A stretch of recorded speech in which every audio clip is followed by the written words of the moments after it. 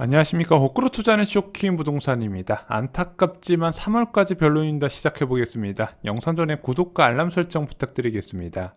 어제 국토부에서 4차 사전청약 경쟁률을 발표를 했습니다. 쇼킹 부동산 블로그 자료실에 국토부가 올린 자료 모두 다 업로드를 해두었습니다. 자, 오늘은 4차 사전청약 경쟁률의 중요 포인트를 좀 짚어드리고요. 그리고 이제 중요한 올해 1분기 사전청약에 대한 중요 정보를 좀 말씀드리고자 합니다. 공급 유형까지 좀 세부적으로 좀 최초로 공개를 해드리겠습니다.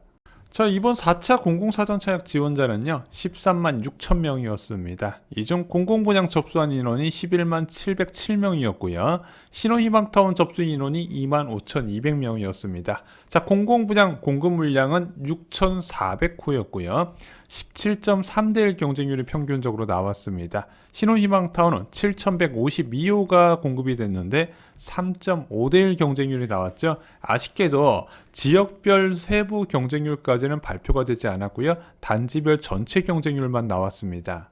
자, 이번 사전청약 신청자가 13만 명이었다는 거 동서남북 고루고루 공급이 됐었죠. 자, 그래서 이번 사전청약으로 어느 정도 전체적인 청약 대기 수요를 살펴볼 수 있었습니다.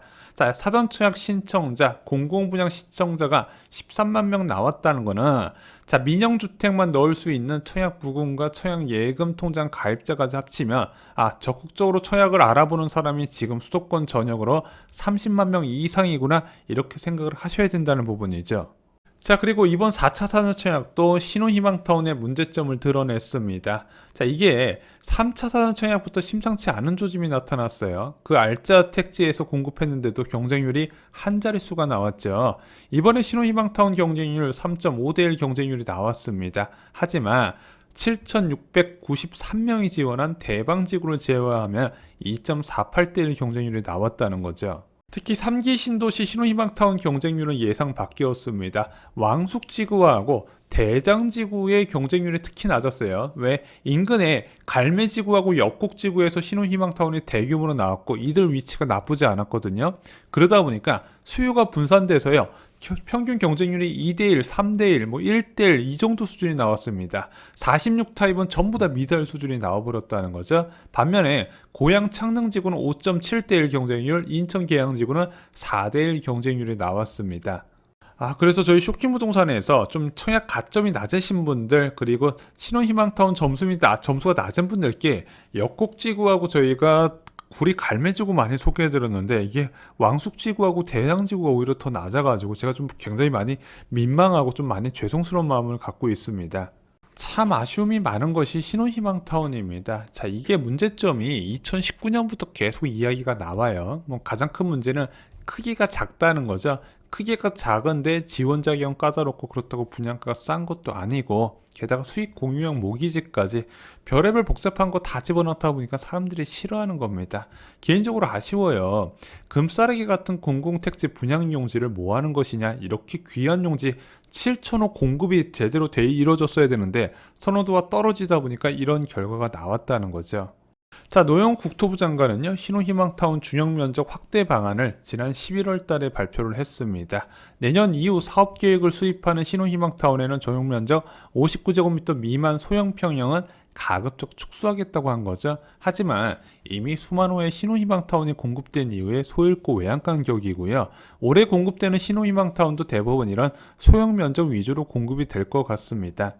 자, 그리고 올해 1분기 사전청약 계획이 나왔습니다. 3기 신도시는 1,400호 규모로 1분기 때 공급이 됩니다. 그 외엔 대부분 2기 신도시 중심으로 공급된다 보시면 될 것 같아요. 그리고 1분기 때 공급되는 사전청약이 공공이나 이제 민간 사전청약 동시에 공급되는 게 아니라 2월 초, 2월 말, 3월 말 세 차례에 걸쳐서 나눠서 거의 매달 공급이 된다 이렇게 보시면 될 것 같습니다. 자, 여러분들이 많이 관심을 가지실 3기 신도시 1,400호를 좀 살펴보겠습니다. 자, 2월 말에 4,200호 공급 계획 중 공공분양 남양주 왕숙지구 600호, 남양주 왕숙 2지구 500호, 인천 계양지구 300호 공급 계획이 나와 있습니다. 자, 어떤 공급으로 어떤 면적으로 나올지 좀 유추를 한번 해보겠습니다. 자, 이번 4차 사전시행에 공급된 남양주 왕숙 4개 단지는요, 모두 입주자 모집 공고 발표 6개월 전에 현상 설계를 공모를 했습니다. 그래서 이 방식으로 이번 1분기 때 공급되는 사전처약 3기 신도시 어떤 형태로 공급되는지 한번 살펴보겠습니다. 자, 먼저 남양주 왕숙 신도시 살펴보겠습니다. 600호 공급 계획이 나왔죠. 좀 공급 규모가 작은 거? 네, 맞습니다. 신혼희망타운입니다. 최근에 남양주 왕숙 신도시에서 설계 공모 나온 거 모두 다 신혼희망타운으로 현재 5개 단지가 추진 중입니다. 그래서 유력한 공급 규모 후보가 A14블록 또는 A20블록 중 하나라고 생각이 됩니다. 야, 여기서는 898호, 961호로 돼 있는데 왜 남양주 왕숙은 600호로 공급되냐? 신혼희망타운은요, 공급 규모의 3분의 1은요, 행복주택이란 임대주택으로 빼게 됩니다. 그 임대주택은요, 신혼부부만 들어갈 수 있어요. 신혼부부가 10년만 거주가 가능합니다. 그래서 안 그래도 공공분양 물량 부족해서 죽겠는데 이걸 초소형 면적으로 공급하고 또 일부를 행복주택이란 임대주택으로 빼니까 더욱더 공급 부족이 일어난다는 부분이죠. 자, 어찌됐든 위치가 어딘지 살펴보겠습니다. 이번에 공급 예정인 신혼희망타운 지금 두 곳 후보지가요, A14블럭이 여기고요, A20블럭이 여기에 위치해 있습니다. 그리고 왜 회색으로 표시된 곳이 복합 환승센터 GTX B노선과 9호선이 연결되는 곳이죠. 일단 A20블록 같은 경우는 초 A급 위치입니다. 자, 이 복합 환승센터의 도보로 빠르게 접근이 가능할 것으로 보여지고요. A14블록은 GTX B노선 역세권이라고 보기 좀 어려울 것 같습니다. A20블록이면요, 정말 괜찮은 위치니까 처약 한번 넣어보시기 바랍니다. 이 신혼희망타운은요, 1인 가구나 자녀가 없는 가구나 또는 예비 신혼부부한테는 정말로 좋은 기회라고 말씀드렸습니다. 자, 남양주 왕숙 2지구 살펴보겠습니다. 2지구에서 500호 공급 규모가 잡혔네요. 자, 이것을 힌트를 어떻게 볼 수 있냐? 작년 7월 26일 날 현상 설계 공모가 나왔는데 이때 A4블록에서 공급 계획이 나왔습니다. 전체 787호 중에서 신혼희망타운 공공분양으로 525호 공급 계획이 나왔습니다. 그리고 행복주택으로 262호가 공급된다고요. 자, 위치가 어딘지 살펴보겠습니다. 먼저 A4블록은요, 지난번에 공급했었던 A3블록 맞은편에 위치해 있습니다. 9호선 지하철 신설역과 굉장히 가깝게 위치했기 때문에 위치 하나로 보면요, 왕숙 2지구 중에서는 A급 위치에 속해 있습니다. 그래서 여기 자녀 한 명 있으신 분들, 자녀가 없거나 예비 신혼부부들 당첨되시면요, 나중에 정말로 효자 노릇할 거라고 여러 차례 말씀드렸습니다. 국토부가 탁상 행정을 해서 현재 늘어난 4인 가구의 수요를 충족하지 못했던 건 맞지만 이게 나중에 주택 매매 시장에서 소외받는 건 아니라고 말씀드렸어요. 이런 소형 판사형 주택 찾는 사람들이 꽤 많이 있다는 거죠. 자, 인천 계양지구 살펴보겠습니다. 인천 계양지구 300호 공급 계획이 나왔죠. 공급 규모 보니까 이거 또 신혼희망타운이다 싶을 겁니다. 자, 맞습니다. 인천 계양 A17블럭 현상 설계 공모 사전 예고가 나와 있습니다. 전체 건설 호수는 463호고요. 신혼희망타운으로 한 302호, 303호 정도 나올 것으로 보여집니다. 자, 위치는 어딜까요? 위치는 여기 아래쪽에 위치한 A17블록입니다. 일단은 인천 계양지구는 지금 도시철도가 계획이 안 돼 있어요. 그러다 보니까 딱히 어느 지역이 괜찮은 지역이라고 집어드리긴 좀 어려운 부분이 있습니다. 자, 그런데 왜 신도시가 인기가 많은지 아시나요? 자, 인천 계양지구 보면은 위에 쪽하고 아래쪽에 보라색으로 표시된 곳이 많이 있습니다. 이게 자족 기능입니다. 자족 기능을 갖고 있는 용지입니다. 여기에 지식산업센터가 들어오거나 또는 지자체가 열심히 발로 뛰어서 기업을 유치할 수가 있습니다. 그래서 신도시 같은 경우는요, 지금은 아무것도 없는 계획만 나와 있지만 제일 먼저 아파트들이 먼저 들어가고요, 그 뒤에 상가가 들어오게 됩니다. 그 다음에 대형 상가가 들어오게 되고요, 그리고 나서 추후에 지하철이 들어오게 됩니다. 마지막으로 이런 지식산업센터를 통해서 기업들이 들어오면서 주택가격이 계속해서 상승을 하게 되는 결과가 만들어진다는 거죠. 그래서 여러분들 3기 신도시는요, 가급적 꼭 청약을 받으려고 노력을 하시는 게 좋습니다. 한 번에 나는 33평 아파트를 원한다가 아니라 좀 거쳐가는 용도로 신혼희망타운이나 공공분양 소형 면적을 접근하시라고 말씀을 드렸죠.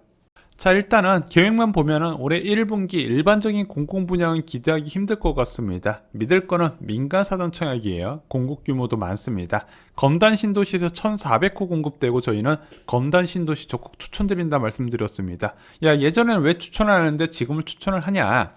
지금 외곽 지역까지 금리 인하 기류에 워낙 많이 급등한 상황이고, 검단 신도시 같은 2기 신도시는요, 아무래도 강력한 분양가 상한제가 적용받다 보니까 현재 부동산 가격에 대비해서 굉장히 저렴하게 공급되고 또 향후 발전 가능성이 많은 지역이 됐습니다. 운정 3지구도 비슷하고요. 동탄 2신도시도 비슷합니다. 그래서 나의 직장과 가깝다면요, 적극적으로 청약을 넣으시는 걸 권해드립니다. 요즘 평택 고덕지구도 굉장히 핫하죠.